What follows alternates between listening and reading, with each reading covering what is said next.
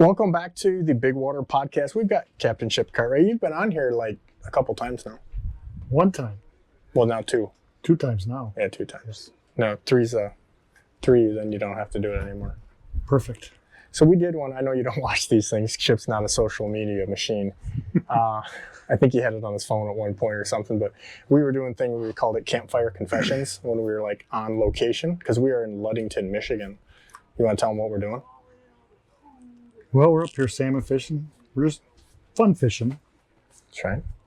Just having some fun, shooting a little video with you, but you've been up filling the freezer.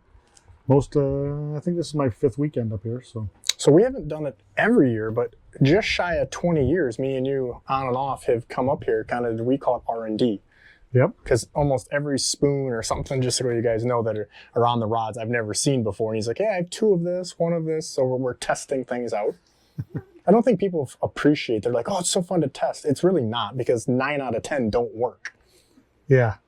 Well, it's hard, and I got to pick certain people that are willing to do this kind of work and stuff, because it's hard pulling off a spoon that works and putting on an unknown spoon that you haven't tried before to see how it compares to something that is working, you know.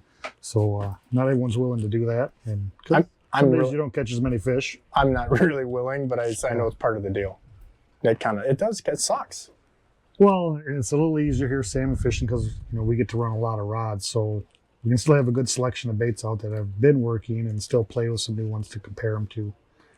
Usually, you know, if we're running coppers, you're running 2 of the same lengths most of the time, one on each side, 100s or 150s, so you can kind of compare, making sure it's the same depth, it's pretty much the same presentation between the 2 colors, so we can get, nothing's 100%, but it's kind of an accurate assessment if it's going to good and work in what conditions those colors will work. So, you know, I think I'd have no notes for today because I just kind of want to talk about our day and what happened and going through that. But I think even some of it you need to back up a little bit and just think about some of the early days and how things have changed. Like nowadays, there's guys, even in the harbor here, they're live scoping, they're using jigging spoons. I'm not saying people didn't do that 20 years ago, but certainly not like now. No, we didn't see much of that at all back 20 years ago. But our lakes have changed a lot from, you know, this is our 40th year. When we first started making spoons 40 years ago, you know, you couldn't see 6 feet down the water column. That's why we silver plated everything, because it flashes in that, gets a little farther, a little deeper, you know, a little farther for the fish to see it. Everything, in my opinion, how I've kind of geared everything is, you know, fishing's a numbers game. You're trying to increase your odds of getting a bite, so the greater the distance you can make that fish see the baits, your odds are increasing of getting that fish to come in and take a look and maybe biting. So, fun fact for the people, you correct me where I'm wrong, Wolverine Tackle is actually the name of the company, but Silver Streak is the logo I have on my boat and what we say, but that was originally just your number 1 lure or what you were known for. That's the regular size spoon. It's called a Silver Streak. We got like Magnum Streaks. Yeah, but no one knows the real name. I mean, most people do, but it's Wolverine Tackle is the true name of the business, but everyone goes by Silver Streak.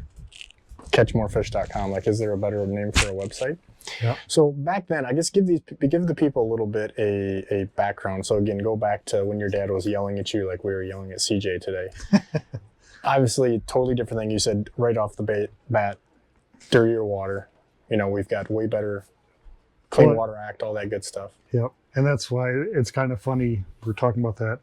My mom was cleaning out the house a couple years ago and stuff, and we started chartering in '83, I think.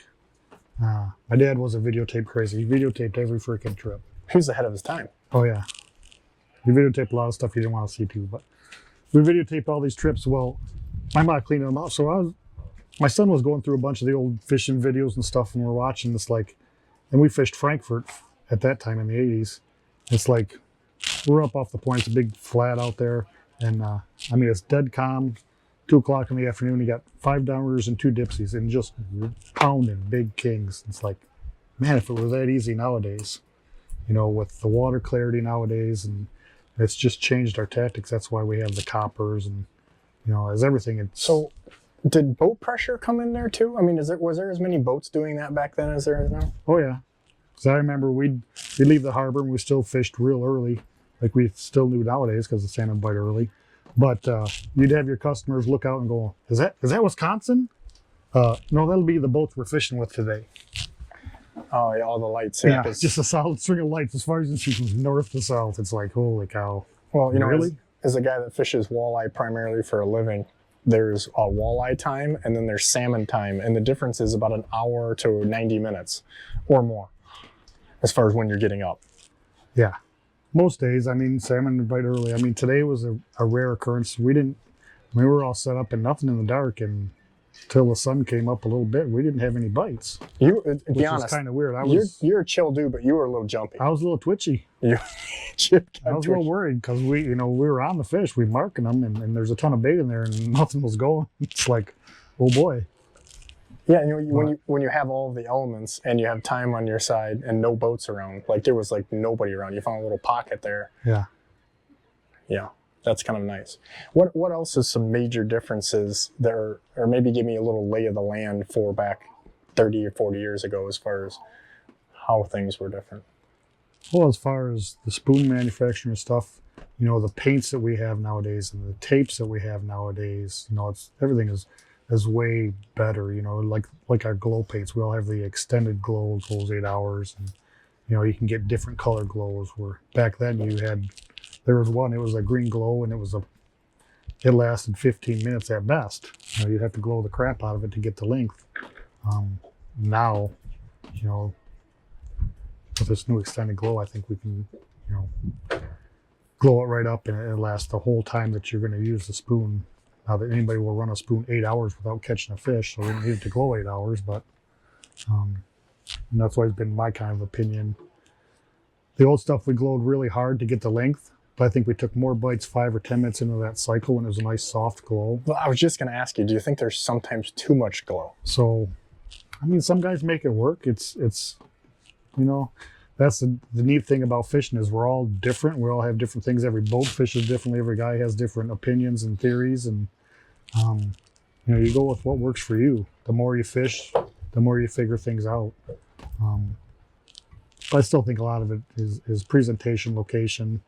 You got to be on the fish to get the bites. Then the glow comes into factor. I think that just extends the range again. You're making that fish see it from a lot farther away. And to me, like we all do the UV stuff now, it's the same principle. They say the fish see in the UV spectrum. Well, what you're trying to do with it, it's not that the fish like UV. They don't know. They just see that from a greater distance. So you're drawing more fish in behind the boat. You're increasing your odds of getting a bite. The more fish that look. So yeah, what Chip's talking about is fish and birds, generally speaking, have an extra cone or difference in their eye. So they're seeing things different than we are, just like deer don't see the color the same way that we do. Mm-hmm. All right. So I think that, this is like probably one of the only podcasts we've done recently where the live scope word or, panoptics or, mega live or any of that stuff doesn't come up, because that's definitely not what you're doing. That's definitely not what this is about, even though that could help. Well, there are guys using it for salmon fishing. I mean, the serious hardcore tournament guys, I know a couple guys got one on each side so they can scan their outdowns and their dipsies and everything and really going full tilt. But, that's tournament fishing. That's they're targeting. They want just a few big fish for the tournaments. I don't do tournaments anymore. We're just up here fun fishing and doing a little research and development. We're kind of more laid back fishing.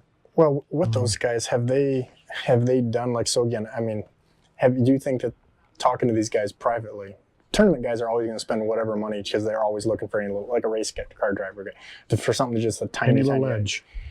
Have you heard of anything where salmon guys trolling are actually doing better? Hey, if we didn't have this, we wouldn't be doing well. Oh yeah. Yeah. I mean, it's targeting because they can find that fish and if they got all their, riggers or their divers up above all that stuff, when they see a fish, they can drop down to it.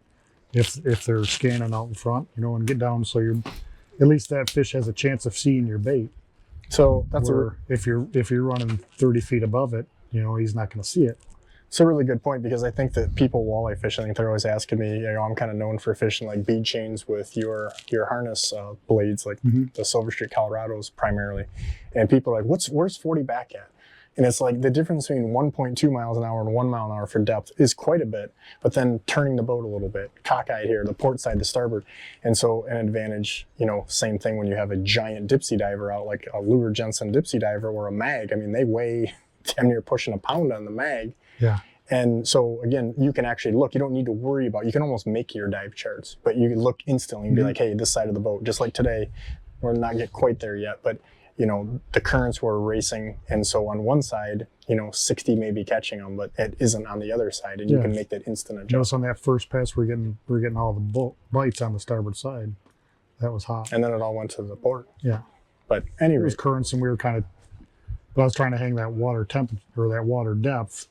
So we were kind of crabbing in the waves, but it was kind of working. We were catching enough, keeping us busy where you can kind of put up with that and not work to get both sides going. If you're catching enough, you'll put up with it, just one side working. You know, so salmon's not my deal, and I think that what people don't realize is the nuances for when the bite isn't on. You know, so the guy that comes in maybe with 10 fish, and somebody's like, man, that was a tough day because, you know, you caught 20 something the day before. But then you come into the fish cleaning station where no lies can be told. Well, they can be, but then there's more proof, right?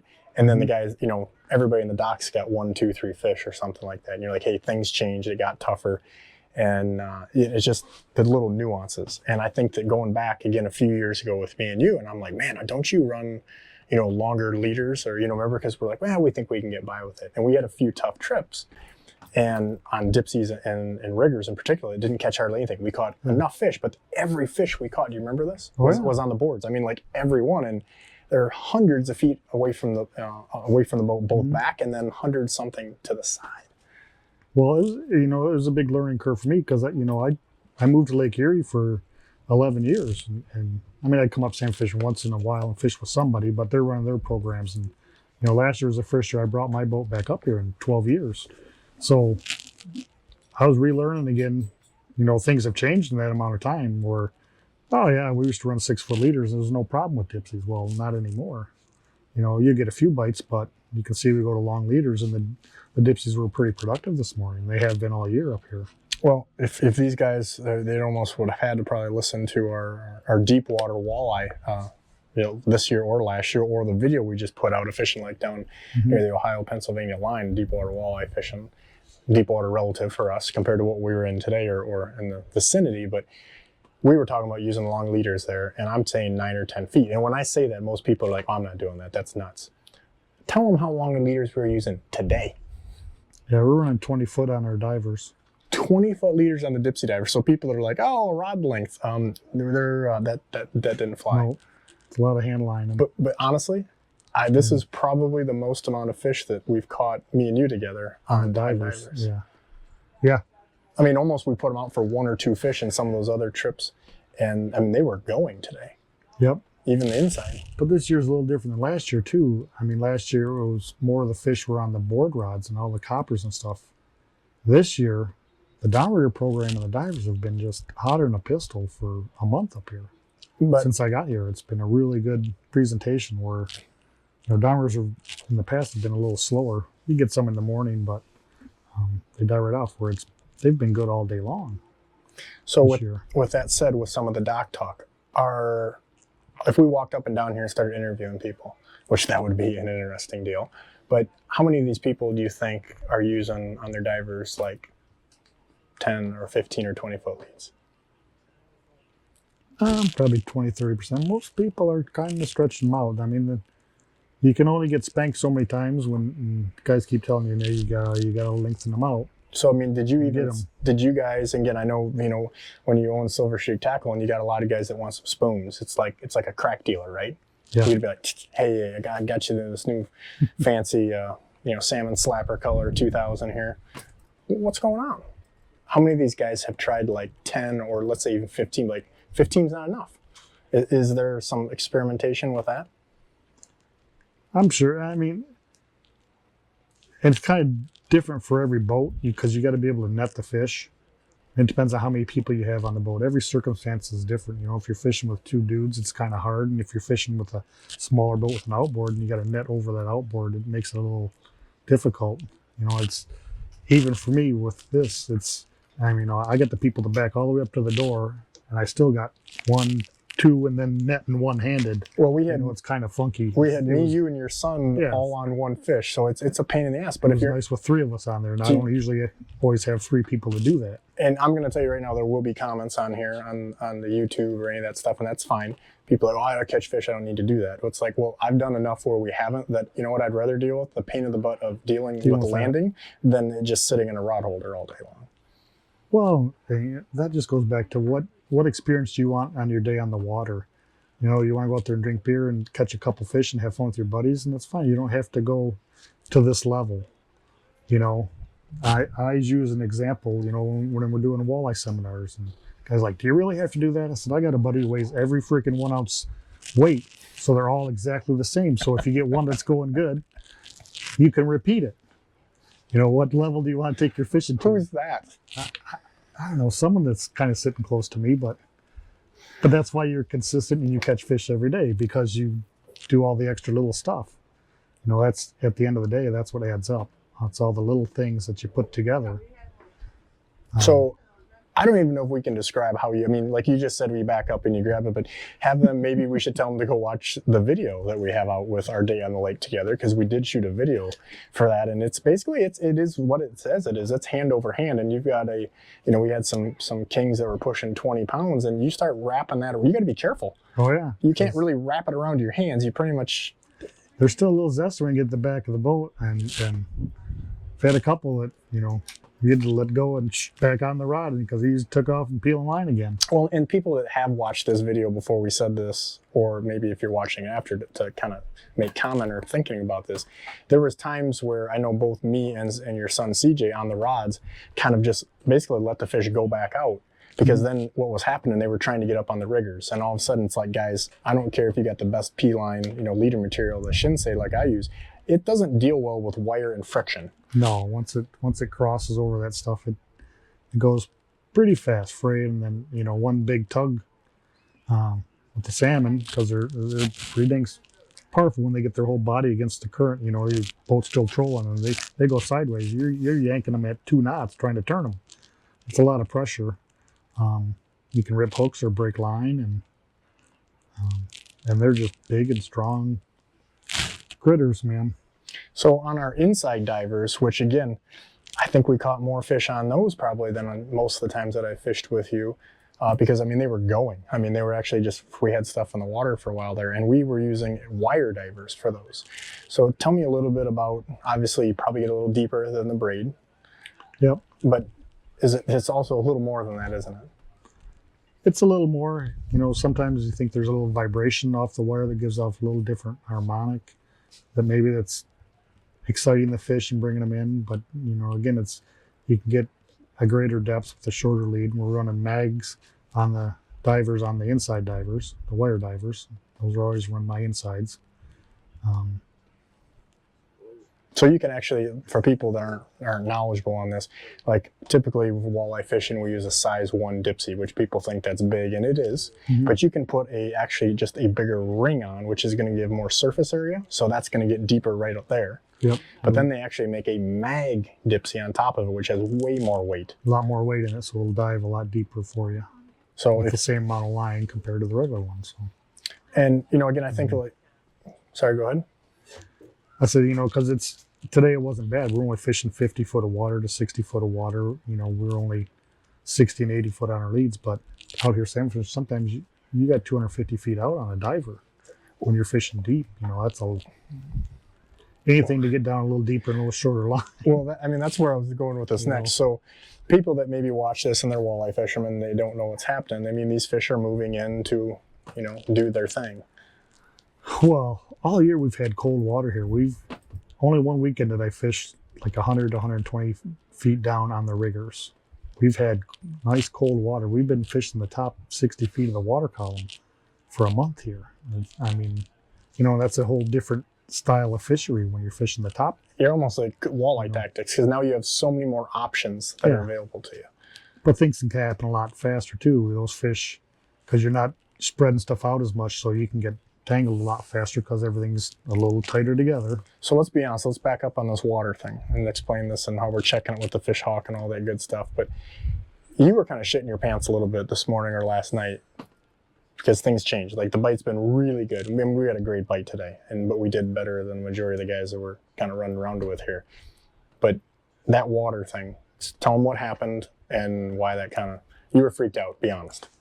Oh yeah, well, we had a pretty good, it wasn't even a bad blow, but it really shifted the water around. And so the layers. Yes, I mean, they have a buoy out here off Ludington, and you can go online and see the water temperatures at certain depths and stuff. And I think at 24 feet down, it was 48 degrees or something. I can't remember, but it was cold. We saw 44 at one point today somewhere, and I was like, I mean, it's an icebox. We put that big rotator or that big paddle flasher down 40 foot down. It was 44 degrees. We took kings in 44-degree water. So what is the prime that you're kind of looking for if somebody just comes out here on their own and they're trying to do this? Well, the old adage was 54 degrees was what they really liked, but you know, I think our fish have assimilated to Lake Michigan and stuff, and we're taking all our own eggs now, so I don't think temperature is as critical as it used to be. Still, you look for that thermocline. That's a break in the water temperatures. And oxygen levels, that's a big thing too. But all the bait kind of congregates there too, I believe. So food. It's all the bait fish there. I mean, fish do two things, swim and eat. So you're always looking for where the food base is. I think it's insane that we just shot a bunch of videos and did stuff, and we had Travis Hartman from the fisheries, and so he gave us some like really in-depth, biology stuff going on there. But we were literally in deeper water walleye fishing on Lake Erie, which is the shallowest of the Great Lakes, than what we were salmon fishing on Lake Michigan. To say considerably deeper would be an understatement, because almost every time I fished with you, I felt like we were in Wisconsin. Yeah. We're generally way offshore, and we were in, we had our lures in deeper in the water column than the depth of water we were fishing today. Yeah. Yeah, in years past, we've been 300, 400 coppers and 120, 150 down on the riggers or something. It's like, but, that just goes to show it's always a different program. You can't get too set in your ways because every day's different on the water. Every hour is different. If it's sunny or you've been out there when it's all sunny, things are cool, the clouds roll in, it's like things change. Whether it's they're not seeing the baits from as far away because the sun's not penetrating as much, or, could be a front moving in and turn them off. You don't know. That's our job as fishermen, try to figure things out and test different things or opinions. And the more you fish, the better you get at guessing what's happening. So you've got that buoy information that you mentioned from Ludington, and that's not real time, but pretty close, right? Yeah, it was a couple hours old this morning. Right. It took it at like 3 o'clock this morning. So you've got a fish hawk on your center rigger with like a 15-pound weight. Mm-hmm. Like it's pretty much you want that straight up and down right there, right?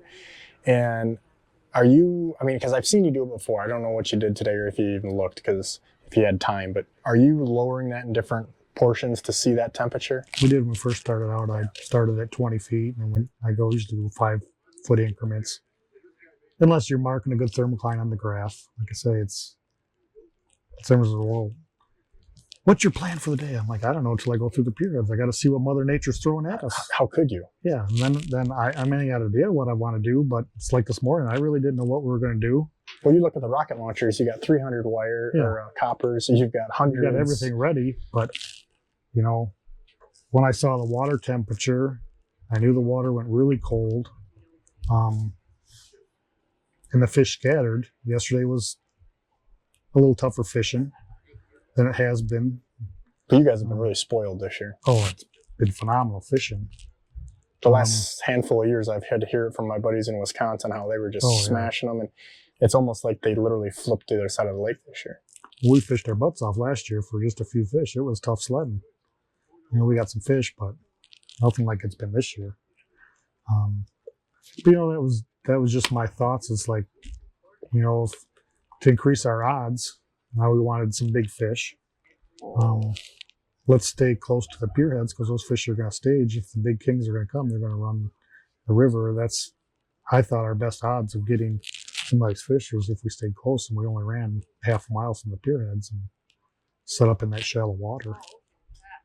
And the crazy thing is like you kind of already referenced this earlier, we didn't do anything in the dark, which does make a guy, like if I'm running the boat and I'm responsible today, like, or I'm on a guide trip or I'm shooting video, I'm like, oh boy, gonna be one of them. Well, that was the first morning like that all year for me. Not that I fished a lot this year, but it takes me an hour and a half to get all the rods out because you're just, by the time you got 2, 3 in the water, you got fish going and you're busy. We've been catching a lot of coals, so they roll up. So there's a lot of retying and checking leaders and stuff, so you don't break anything else off. So that takes a little extra time to get the rods back in the water. Plus, I've been working by myself because we're just fun fishing. So, but it's been keeping us real busy. So, we talked quite a bit about the dipsies, because again, a lot of people listen to this, they've watched our stuff doing this with walleyes. And again, it's not that much different. I mean, there are guys that pull wire divers for walleyes, maybe not necessarily because they need the depth, but that harmonic hum, or just they tend to get more bites or bigger fish or whatever. But I think the one thing that's kind of surprising that I don't do much, although I was down at Fish USA last year and I had Doug there, a good pair of hands on the boat, so I actually got a line on the rigger, which I almost never do. It always ends up just being, because the bite's been so good, I get the fish hawk down, and that's why I put the power cannon rigger on there, just to get that fish hawk up and down quick, so I don't get lazy with it, and because I want to know that speed and temp down there walleye fishing as well. But I haven't been putting any lines on it, and honestly, again, kind of what we just talked about is me and you have not caught that many fish on riggers together. Not in the last, I don't know, it was way back when we had some of those really good days. Today, we had multiple things going on. And do you think part of that is you, again, just like the dipsies, putting a little bit longer leads on than what we have 15 years ago? Yeah, I did stretch my leads out on the riggers this year. I'm 30, 40 foot back. It might be helping. Back in the day, I know you basically put about a rod length and hook it in, right? Well, I was brought up, 5 feet back, 6 feet back. I mean, the longest we ever ran was 10 feet back behind the ball on a downrigger. But that's how I was taught, and that's how I grew up. But that's what worked for us for years. But, as I tell everybody in their fishing, you can't get stuck in your old ways because things are changing. Just like me, last year I was a little, this worked for years. Were you stubborn? I got 6 foot leads. I'm fine. You were stubborn? I was a little stubborn, but 30 or 40, and now 30 it or only 40. took a few fishing trips with not catching them on there that we changed real fast. Well, and here's the thing. Lengthened them out. It doesn't take anything just to let out a little more line. But I think that backing up on that, I look at this a little bit different way too. With one of the questions and the people at seminars and things that we get is people are like, well, what color, silver shake spoon did you have on? It's like, yeah, I don't say that's not important, but somebody may rule out riggers. Hey, they're not biting on riggers because they only had a 5 foot lead, and something as simple as letting out another 25 or 30 feet of line. Now all of a sudden, the wrong color spoon or even lure altogether on that rigger starts firing. Working, because they just, it's like that board philosophy. Well, and did we have 2 of the same colors out today? On anything? I've never fished with you at Head.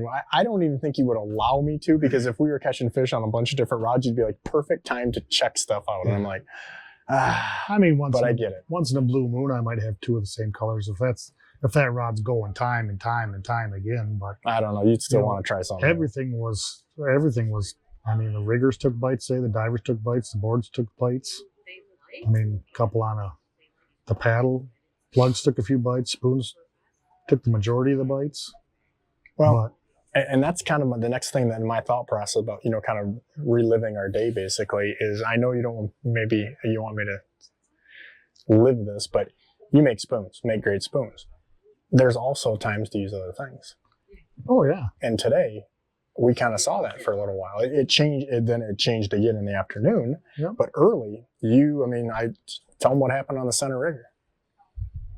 Well, we did nothing in the dark and stuff, and it's like, and in my spoon program, and I've been running a couple plugs most of the year, and it's been gangbusters from, as soon as you set in. But today, nothing is stuffing. You know, like you were saying, I got a little twitchy. Oh, you were twitchy. And, You were Chip twitchy. I mean, and- I would be more vocal, but And I broke the big paddle out in a fly and stuck it down the chute, you know, glowed it up.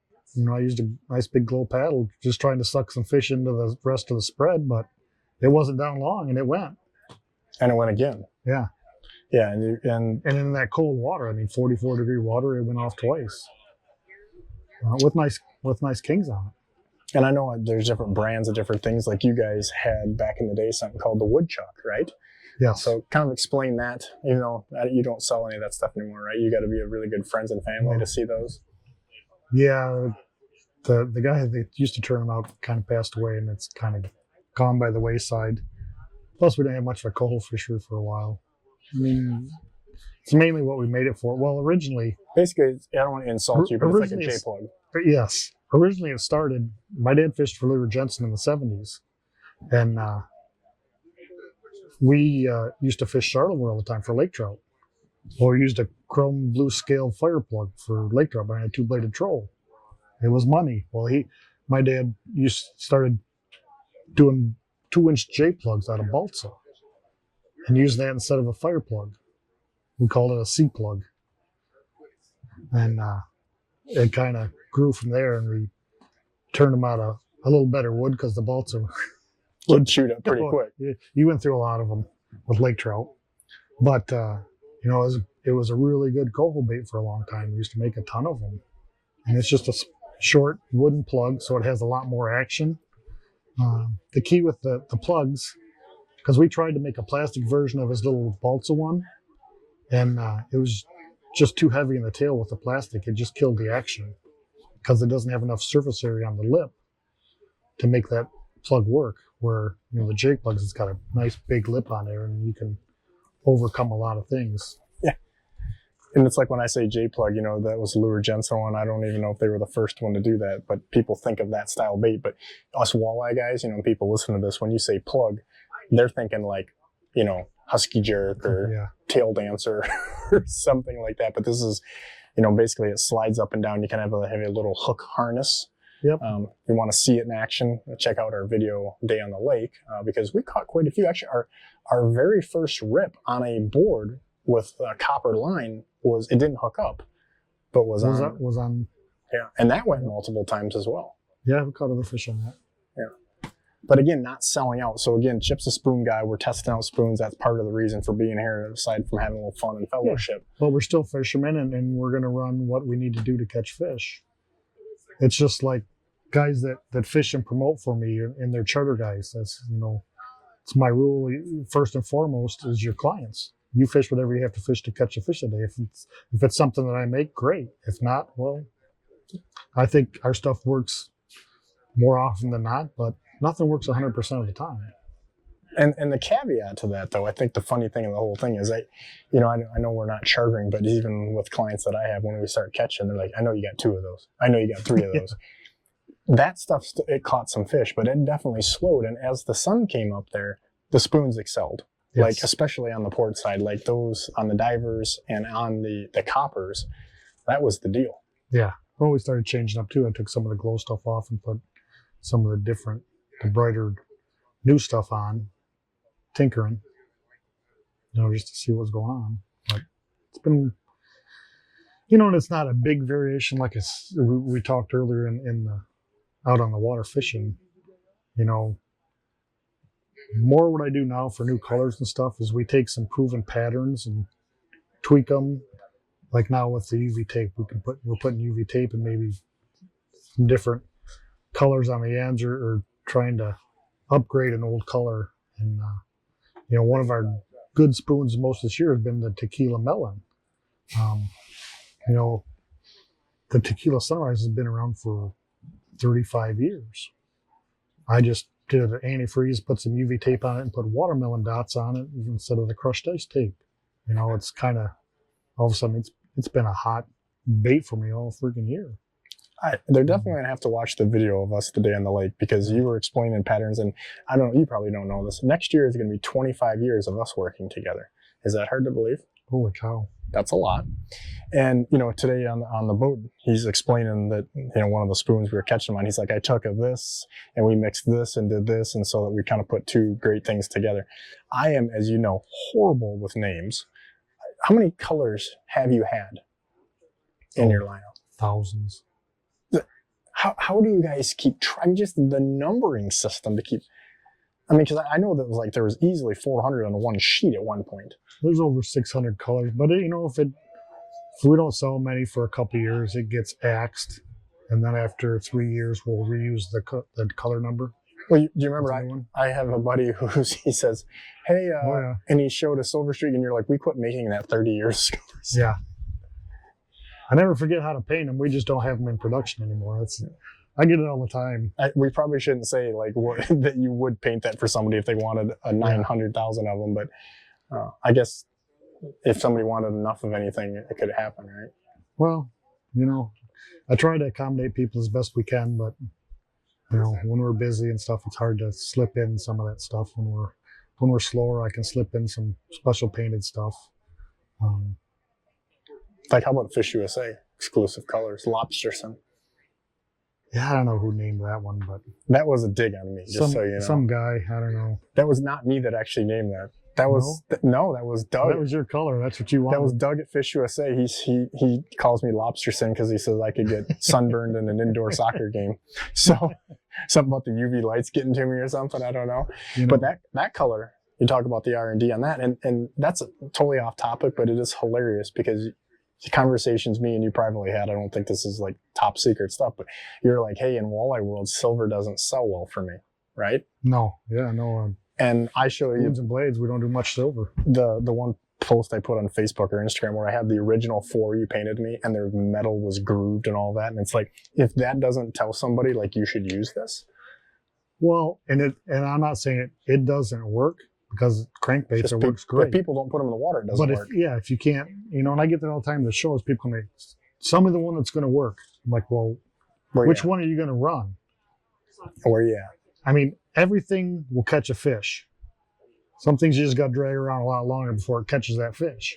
How long are you willing to drag it around? That's why all the colors, all the different things, you're trying to shorten that process of getting bites. But everything will catch a fish eventually. Guys in the Central Basin pretty much, and it's ironic because they refuse to use a lot of those silver spoons. They all want copper or gold or a lot of the fancy painted stuff, painted backs, things like that. You get down to Pennsylvania, those guys like a lot of silver stuff. It's kind of weird. So I think maybe that's because a lot of them are salmon fishermen. In the deeper water, it's a little different water clarity than we have. I'm Western Basin, and you're at the islands, and our water's quite a bit different than what we do. I can tell you that Robertson, which is the silver, it's a Fish USA exclusive. It works very well in the Central Basin. So you guys don't have to have copper. I've told you, you do what you want with it. But yeah, back your way, it's the colors. When Chip's primarily fishing over towards Michigan and working towards the islands. I'm primarily at the islands working towards the eastern side of the Central Basin. And there are different color preferences. Like you said, depth, water clarity, all that good stuff. But, we do a ton of silver, but it's got antifreeze on it. Because all the antifreeze, pink antifreeze, yellow antifreeze, it's all painted over silver. So we do use a lot of silver, but it's just a little extra bonus on top of it. Antifreeze spoons, especially pink and chartreuse, like spinner blades, and obviously the juniors and the mini spoons, which are the walleye kind of sizes, even though the mini's technically a steelhead small salmon spoon. Yeah, it goes both ways. There's guys running out here for salmon right now. Which, and that's a good point. Let's talk about that a little bit. When I fished with you in the past, the standard, what we call the silver streak, is the standard size. And then there's Magnum, that's the biggest. But it's almost doesn't make sense to my brain. I understand as you added these things in. The mini is actually bigger than the junior. Yeah. The junior is the smallest walleye size. So the mini, though, you were saying a lot of guys using those for salmon when that bite got a little tough. Well, I kind of use the same adage that, I've always remembered you downsized your spinner blades. You said when the bite's tough, you're running 4s instead of 5s or 6s 100%. And stuff. So, I think it's the same adage here in salmon fishing. They're not as hungry, so you want a little smaller presentation. They're still going to eat because it's instinct to them, but So they got Big thing swims real fast. Little thing don't swim so fast. Maybe an easier meal. Well, here's one that I probably never even told you about. I mean, this is going back in the 90s. We used to fish the Manistee tournament. And always after like 9 or 10 in the morning when things slowed down, we used to make a micro spoon. I have some. And it's even smaller than a junior. There was like only a few. That place in near Detroit was about the only one that sold it. Lakeside. Yeah. But I would tie that 10 inches behind a mag and dump that out on lead core. Later in the day, when the bite slowed down, I still left the hooks on the mag just in case they go after the big one, but they always bit the micro. And that didn't kill the action on the. No, because it's so small and you're trolling fast enough. Because the mag has enough surface area to overcome that little extra drag. And that's why you can change hooks on the mag and do a lot different compared to like a junior because of the surface area of the spoon. More surface area. Now it overcomes the weight factor. It's even like I tell people with the walleye spoons, I run just a wire snap on there. Get all that weight off your spoon you can. Makes it swim a little farther and a little faster. A little bit different maybe than what everybody else is doing instead of a great big ball bearing swivel on there. We talked about that in one of our first podcasts. So we're on 80-something podcasts now. Mm-hmm. And you were in the first 5 or so, I want to say. And we talked and I had a lot of people that they're like, no, you need a snap swivel. And I'm like, well, I'm just going to the guy that made the thing and I'm catching a lot of fish. And, I talked to other guys and that manufacture stuff and they're like, yeah, you don't want to kill it. Well, I put the ball bearing up at like the jet or at the weight. I still have a ball bearing in the system. And I only run 6-foot leads on my walleye stuff. So as long as you have one ball bearing, in the system, it's not going to twist up on you. But if you can take the weight off that spoon, because even if you upsize, it's a number 5 hook on a junior. If you put a number 4 hook on there, you've decreased the range of that spoon and killed the action. Now it's only you killed the lower end of the speed range on that spoon. Especially when we're walleye guys, we're generally on the, at least me, I'm on the end of the lower end of that because I'm typically fishing crankbaits primarily on boards. You fish a lot slower than I do. I'm in a big boat here. We can't troll slow. I can get down to 1.7, but that's pushing it. So what would be the effective range, do you think, of like a junior and a mini? I think we talked about this before. When I designed that and did everything, it can go down to 1.6 or 1.7. It doesn't have a lot of action, but it's pretty good. And I've trolled them up to 3.8, almost 4 miles an hour. And that's the way my dad designed. He designed the streaks and the mags. Everything we've tried to do is make something that will work in as many conditions as possible because you never know what Mother Nature's going to throw at you. Some days you got to troll slow. Some days they want it fast. You got to be able to cover all the conditions and make that spoon work. Well, and you redesigned, because I remember even before I knew you, and I want to say it would have been like 94, 95 in that range. I had some silver streaks, and they would be what we would call mini size, but that was a different blank, right, than what we have now? I did change the minis. It was a great salmon spoon, but it wasn't a great walleye spoon. It didn't have the low end. And I only changed the front third of the spoon, where like the junior, it has the nose kind of scoops up and stuff. That gives you a lot more side-to-side swimming action and a lot lower speed range. Without hurt, you give to get, so you give a little on the top end of the speed range, but not many people are trolling 4.5 miles an hour. It was a steelhead killer, but you can troll fast for steelhead. You don't want to troll that fast for walleye at times. So you come up here for little stretches and, some of the captains that you work with. Today, we were cleaning those fish. When I say we, I really mean you. But I was there and I was like. You manned the hose and washed the blood off. Yeah, that was a stretch for you. It really was. Because, I worked hard at it. I'm the talent. It's like, I got to do what I got to do. But I didn't like making you get your hands dirty. I felt bad for you. Well, you have rubber gloves on. That's kind of weak too. But nevertheless, your son pointed out, hey, and he started digging these alewives out, right? And some of them were enough that they probably were eaten very recently because they weren't. You could tell it was, hey, that's an alewife and roughly what size they are. And a couple of them are chewed into or what have you. But do you ever see a correlation sometimes with those size of the alewives? You're cleaning at that table and then maybe the next day out go, you know what, we need bigger, or we need smaller spoons, or? Or you just kind of put them in the water? You know, I used to think of that way a lot. Overthinking, maybe? I've kind of changed my thoughts and here's why. We do all the early spring fishing in Lower Lake Michigan. A lot of cohos, but a lot of nice kings. And minis are the most prevalent spoon. I sell more minis in Southern Lake Michigan than streaks or mags in the spring. Well, we have no young alewife then. They're all big from the year before. So it's all big bait in the spring, but yet the smaller spoons Supreme. work better. So I'm kind of, it's like, you think that way, but, I get it. And, kind of going a different direction, I would say finalizing the spread that we had out, right? So the thing that me and you have done a lot together, and again, when we very, very first started fishing together, we still had lead core. Mm-hmm.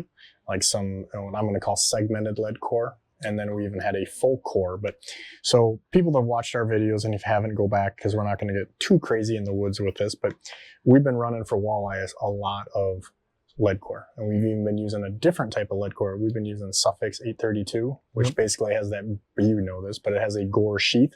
The long and the short of it is you can get probably 2 or 3 extra colors on a reel size-wise, just because it's so much smaller in diameter. Well, then we have that less, resistance, and so we can get deeper. So I can get like 70 feet on a core compared to what maybe you would with 50 on a salmon setup, roughly. Pretty close. And I used to run a lot of lead core, but I took that hiatus and I nobody does anymore. I took everything off. Well, there's still some guys. I mean, I got a couple reels that have lead core. It would still catch them, but I have them on my older reels up. I'm a little lazy. I like my new high gear ratio reels and the big handles, and it's a lot easier to crank the fish in. Yeah, these Dakotas now, it's almost like for walleye speed, it's too much. But some of those big reels and big handles, they make it a lot easier when you're trying to clear the stuff or you got one of those fish on. There's no doubt. Well, it's a lot easier for people that, for you and me that have reeled in thousands of fish. We can reel on anything, but it's for the average person that doesn't reel a lot. It's just so much easier with that big handle and a smooth reel and smooth drags. And it just makes the life a little easier for the person, because I take out a lot of friends or whatever up here, and that don't get to fish a lot, so they're not used to reeling in these big fish. It just makes it a little easier for them. So getting back to kind of explanation, because there's always somebody that hasn't watched other stuff. So we don't try to over-explain, but kind of let everybody be in the loop without having to watch 10 of these things, right? Maybe you should go back to and watch some of our lead core specific videos or days on the lake. But basically what we're doing walleye style is we have some braid backing. Then we've got a short section of mono so we can hook up the board. Mm-hmm. And then we've got our lead core, and then we've got our leader. And, when we say segmented, we have a predetermined. So each reel you look at it, and this one has 100 feet, or actually it would be 90 because it's lead core is 30 feet to a color. But you have a predetermined amount of line. So in theory, that is going to get max out at a depth that you're going to fish. And, that just works good for walleye stuff. But what we were doing here and have been for quite a bit is instead of lead core, we're using copper. And is that kind of the same philosophy you think of why you're using wire instead of braid? No. You don't think the harmonic hummer? I don't think so on the copper. It's straight depth thing? I think we get a little deeper with a little less out because we get, I'm running all 45-pound copper. It's a little bigger diameter, but I think it sinks a little faster. It's just personal opinion, and it's how many rods you want to set up, how many reels you got to go crazy with. That's the problem. I told you I got 60 lead core reels. Yeah. And there's a reason I have 60 because it works that well, and I want to be covered with multiple reels. If 4 colors is going, I don't want to say, well, that's one we got. And I understand the guys listening to this or don't do it all the time. That's not practical. But even out here, like this morning, we started off with catching them on, I think it was 100. And then it was 150. And then all of a sudden, we had some better fish at 250. So it's like, you really have to have that spread around as that depth changes, where they're at or where they're biting. Yeah. Usually I would have some 50 coppers, and I'd have a 2-color and 3-color or 5-color lead cores. But last year we fished, everything was deep. I just never set those reels back up. When I came up here, it's like, oh, shoot, we're fishing top 50 feet of the water column now. I really need to do those, but everything else has been working pretty good. So I was a little lazy and I haven't got to that and spooled those reels up. And I think some guys get, with copper, they get, again, I'm not telling you to go buy a bunch of copper, but I think they get a little tweaked out because of the connections and things. And we actually did a video last year when we fished together, if you remember, and these guys can go check it out on YouTube and just Google that and you'll find it in there, where we were using heat shrink and a small VMC swivel and basically a haywire twist. And a tip I would tell, and you tell me what you do with it, but a haywire twist and just wrapping it till it's gone and not trying to cut it, which creates a sharp edge, then putting the heat shrink over and then using a good quality swivel that has a rating or something like a VMC so that you don't have any problems. And then you're pretty much good. Like you can let that thing go. Yep. And then you can tie your leaders with a knot so much easier. Yeah. You can use Albrights and all kinds of different things, but when something happens out here or you need a new leader, you're just down a lot longer. I don't care who you are. Yeah, and fishing time is money. The longer you're retying, you don't have stuff in the water, you're not catching fish. Like today, first pass was most of our fish. We had to be on it and get all the fish. We had a short amount of time, and then fish are really snapping. Did you know that there was a walleye guy in the boat when I put those boards out farther, right? Because once we got that bite on the farther board, I'm like, we got to push our boards out farther because there was nobody around us.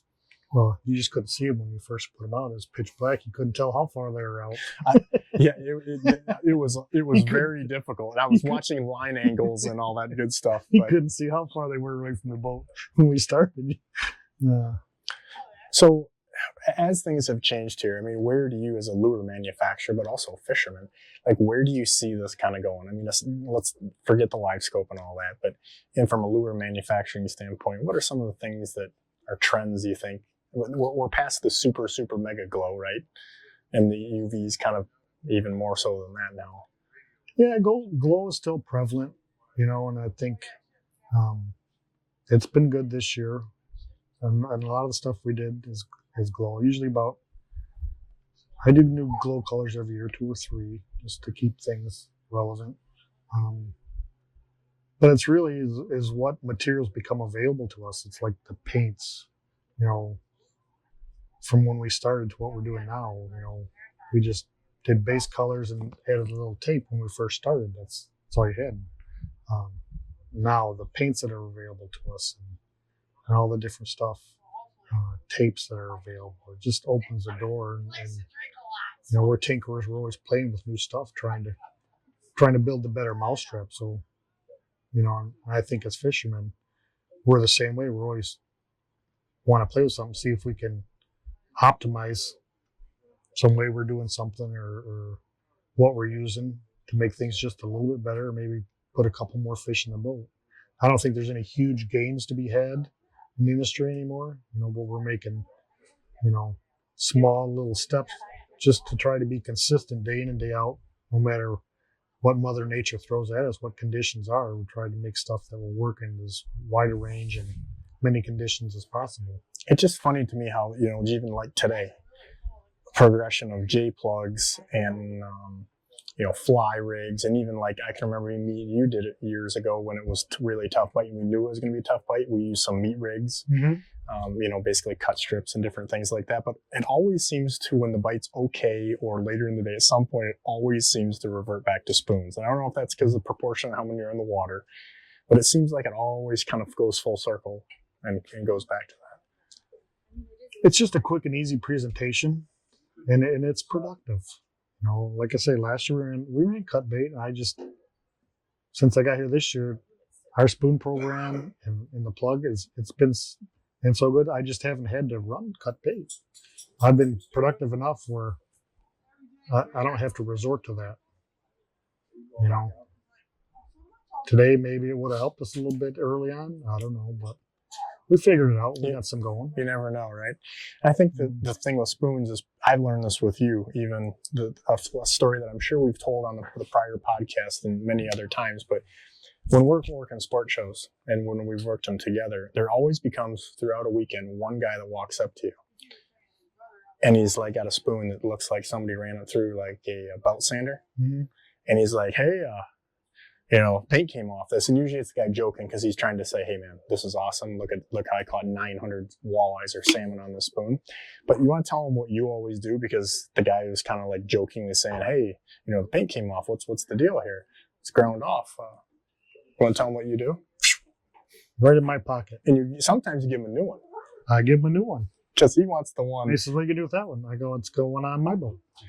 And so tell him why. Because again, we've had these conversations. What you think's a little different. There's a great old story it was back in the days of the Kevorkians when they first came out. And there was a charter guy out of Skoda. My dad was still alive.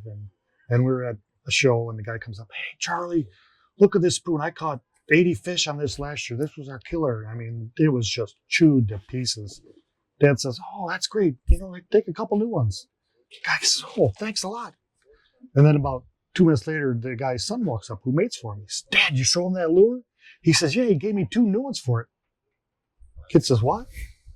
What do you mean? Well, yeah, I got 2 new ones. We got new ones on the boat. They don't catch nothing like that one. Like a crankbait. Yeah. I tell everybody, it all goes through the same die, but there's soft spots and hard spots in the metal. It's all brass we stamp on. Yeah, because you buy brass in bulk, right? Yeah, usually a couple 1,000 pounds at a time I stamp out. But it all springs back at a little different rate. It's like you say, crankbaits. There's one that just works better than others.